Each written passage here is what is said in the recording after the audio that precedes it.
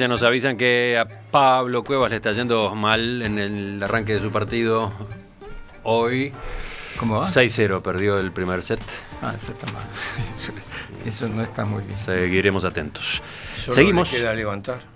Seguimos en la mesa ahora. Continuamos con Ana Ribeiro, Juan Grompone, Mauricio Rosenkopf y Gonzalo Pérez del Castillo.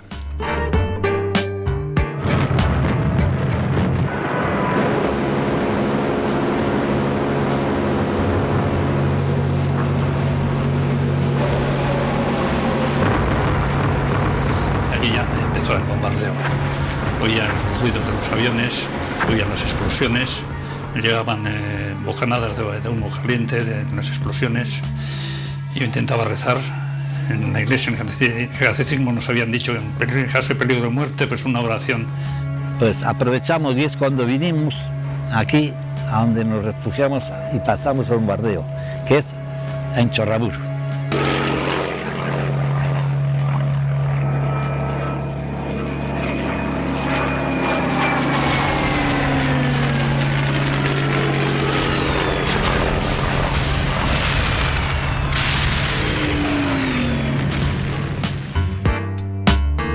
Lo que escuchamos son testimonios de sobrevivientes del bombardeo a la ciudad de Guernica, perpetrado hace casi 80 años, el 26 de abril de 1937, por la aviación nazi aliada del ejército franquista en plena guerra civil española.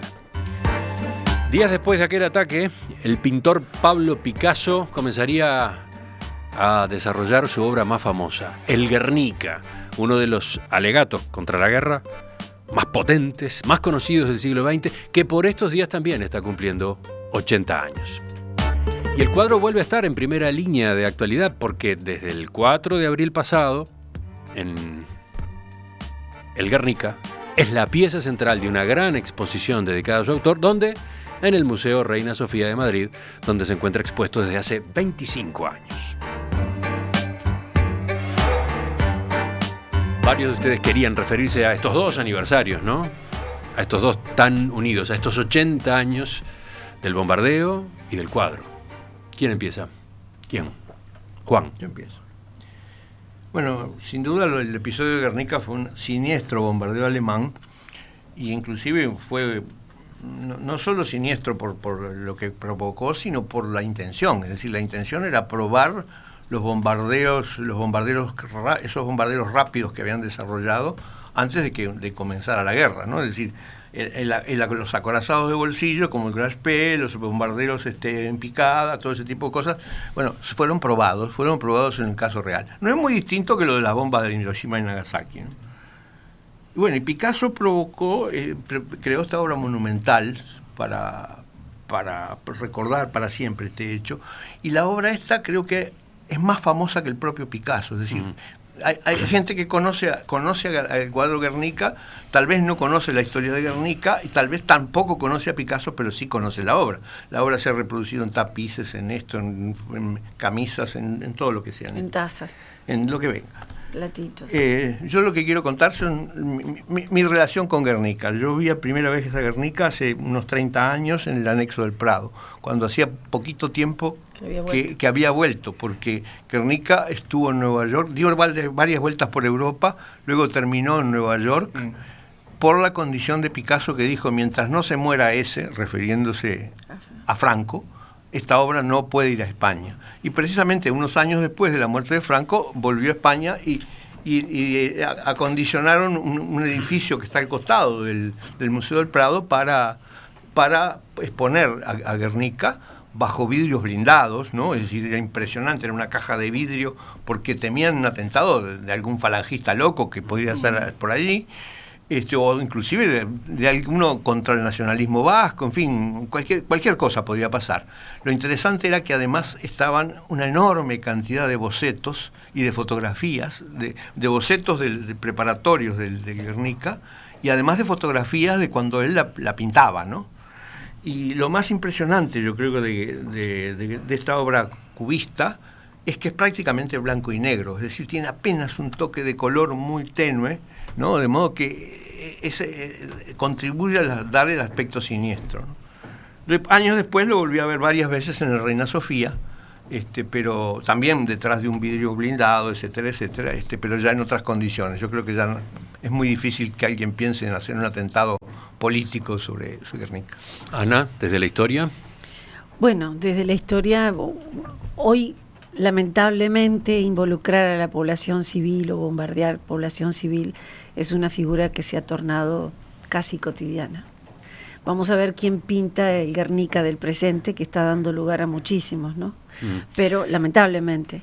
Pero en aquel entonces... En Naciones Unidas, en debates en Naciones Unidas, los barrios arrasados de la ciudad de Alepo, en Siria, han sido descritos hace pocos meses por varios diplomáticos como la Guernica del siglo XXI. Claro.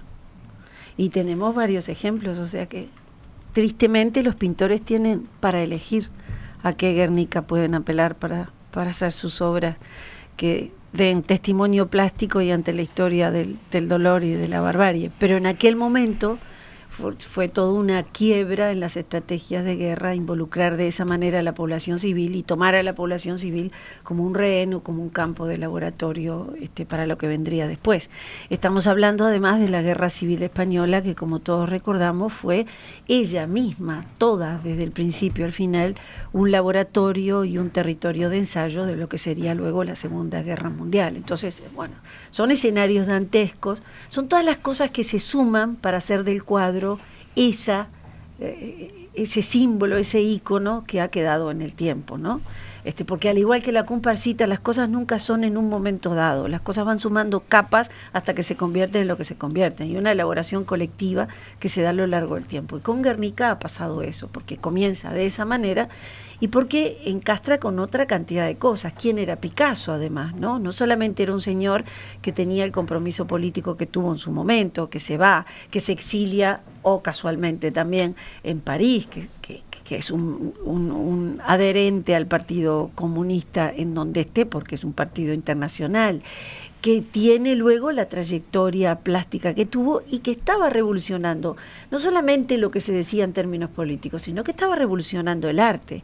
Y hace una cosa a caballo entre la representación, que en su periodo azul y en su periodo rosado demostró que la podía hacer y la podía hacer perfecta, y ese proceso de abstracción que termina en el cubismo. El cuadro se sitúa exactamente a mitad, a caballo de ambas cosas, y uno puede entender las figuras que ve delante, puede ver que hay un monstruo, puede ver que hay una... Ahí lo tenemos en la pantalla, en la emisión en video. Ahí por está, puede ver que hay monstruos múltiples que además son tan netamente españolas, como una cabeza de toro, puede darse cuenta que hay seres humanos masacrados debajo, sin embargo no está viendo representaciones realistas, puede entender que hay una triste bombita colgando de un techo que no se sabe si es un techo o qué, y puede entender que estamos hablando de un posible apagón, un quedar a oscuras. O sea, hay unas cosas muy simples que cualquier niño un rato delante de esos 7 metros de representación plástica puede llegar racionalmente a conmoverse y a entender que está frente a un escenario dantesco, ¿no? Esa es yo creo que la capa más importante de significación que Guernica tuvo en su momento. Luego está lo que Juan ya contó, ¿no? La postura política del pintor. Esto no vuelve hasta que Franco se muera, ¿no? O sea, que se convierte en un ícono, con toda la concentración de cosas que se dicen cuando uno está hablando de íconos en términos culturales. Yo soy posterior a Juan con respecto al Guernica.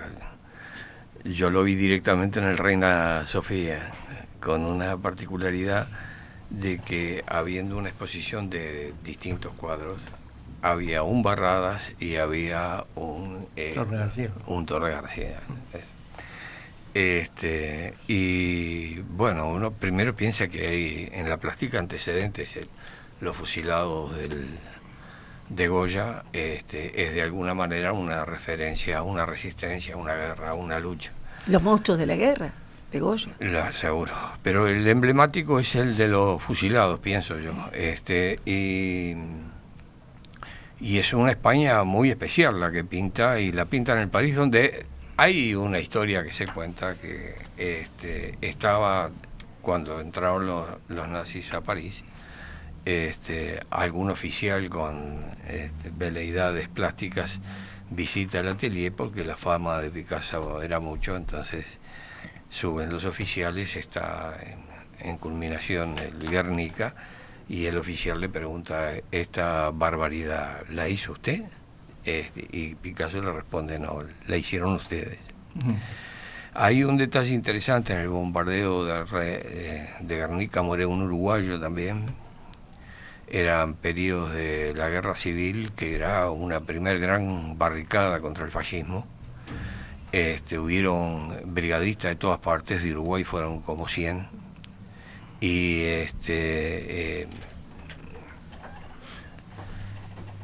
y la guerra civil española queda integrada a nuestra historia de alguna manera, porque crea dos puntos de vista distintos. Al fin de cuentas, Franco estaba con Mussolini y con Hitler, que son los que aportan esos aviones que describe Juan. Se probaron ahí, y después fueron la herramienta fundamental para los avances del nazismo. Creo que habría que introducir con un artista plástico la técnica del cubismo. Digamos, a mí me explicaron alguna, digamos. Primero, la fuerza que tiene en conjunto, el conjunto de la proyección del Guernica. Pero una particularidad es que una de las explicaciones del cubismo es generalmente cuando se muestra de perfil un ser, se le ve como se le ve, con un ojo que se ve y el otro que no. Digamos, en una de las características que los ojos tengan la posición que tengan, aparecen aunque estén en lugares distintos en la cara, y tiene una fuerza que se convierte en algo emblemático. Y un detalle más: para llegar a una técnica como la del cubismo, él tuvo que pintar las patas de las palomas en su pueblo natal, porque su padre era pintor, y el encargado de cuando pintaba pájaros, era el encargado, el muchachito, de pintarle las patas. Por eso cuando hace el emblema, el Movimiento por la Paz de la paloma, no le pinta las patas. Gonzalo, has quedado para el final. Sí, bueno, ya se ha dicho mucho, se podría decir muchísimas cosas más, pero yo estoy fundamentalmente de acuerdo con todo lo que se ha dicho acá. Tal vez tendría una discrepancia en que yo no creo que a Picasso, que tal vez haya sido uno de los artistas plásticos más fenomenales de todos los tiempos, se le pueda encuadrar en algún movimiento como el cubismo. El cubismo sin duda tiene elementos de cubismo, este cuadro, pero tiene otras cosas que no tienen nada que ver con el movimiento cubista. Marrón del Estadio escribe un mensaje muy drástico. Dice, no, horror conceptual, el Guernica no es cubista, es expresionista. No, yo no dije que fuera cubista, yo dije que el señor, que luego impactó sobre todo por el cubismo, en ese proceso de abandono el periodo rosado o azul, me aparto de esto, está experimentando, y que esto queda a mitad de camino entre expreso con imágenes que se entienden, pero no son una representación que sea una copia de la realidad. No, yo no dije que fuera cubista. Picasso es el creador del movimiento cubista, y su cuadro inicial es Las señoritas de Aviñón, que se encuentra en el MoMA. Sin duda. Es un cuadro, una visita obligada con Nueva York. Pero él creó tantas cosas y después las superó, porque él mismo se aburría de las cosas y se iba para otros lados. Y yo no creo que este cuadro se pueda como un cubista clásico. Pero en fin, ese es el punto. El punto, tú lo dijiste bien, es en un proceso en que él iba hacia allá, y este es un cuadro que es un Picasso absolutamente típico. Ahora, es gravísimo que hoy día nosotros veamos Guernica y nos acordemos inmediatamente de Alepo y de las demás barbaridades que se están cometiendo hoy día. Por varias cosas que ya fueron mencionadas, pero que voy a repetir. Primero fue un bombardeo experimental, con bombas de estas clásicas, primero desde 3.600 metros de altura, después con bombas incendiarias, y después con aviones rápidos de metralleta para tratar de aniquilar a la pobre gente que estaba huyendo. Y estas cosas experimentales son fatales, porque son portadoras de futuro. Esta gente experimenta con un motivo.